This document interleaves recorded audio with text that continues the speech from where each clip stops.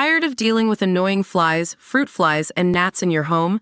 The Zevo Flying Insect Trap is your ultimate solution. Don't wait. Check out the link in the video description now to get your Zevo Flying Insect Trap on Amazon and enjoy a bug-free home today. An 18-year-old was seriously injured after an unidentified driver apparently decided to play a game of chicken with his car on a darkened road.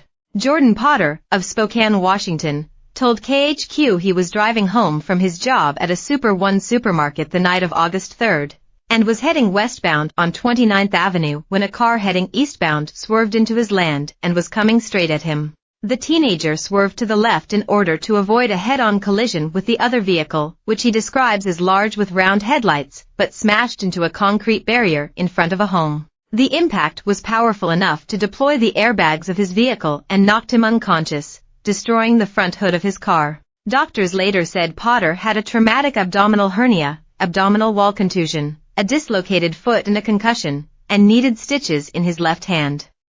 He will also need surgery in October. But Potter says he is only interested in finding the driver of the other vehicle, especially after another woman claimed the exact same thing happened to her earlier in the night. "I'm just trying to figure out who did this, trying to catch them," he told the local news station. He added that he could not believe what had happened. "I did not think it was real," Potter recounted.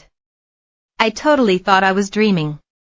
When I woke up, I was like, there's no way this just happened." Fortunately, neighbors in the area rushed to Potter's aid following the collision, including Caleb and Caitlin Waters, who were spending their first night in the home blocked by the concrete barrier. "It was just really sad to see a kid really confused, and we're just wanting him to be safe," Caitlin said, with her husband adding, "We hope he's doing okay." Their next-door neighbor, Casey Lockridge, then called Potter's parents.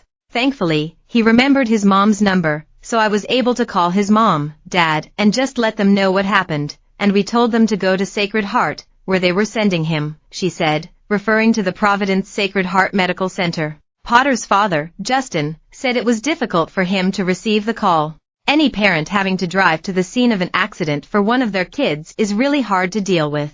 Justin is now calling on the driver of the other vehicle to turn himself over to police. "Leaving an 18-year-old on the side of the road, unconscious, is cowardly," he said. "I suggest that you turn yourself in and take accountability for your actions." Meanwhile, the teenager says he will for sure get a dashcam for his next vehicle and would recommend that to anybody. "I also want to give thanks to God because this was a pretty severe crash, and I feel like it could have gone a lot worse," he added. The Spokane Police Department said they are investigating the incident.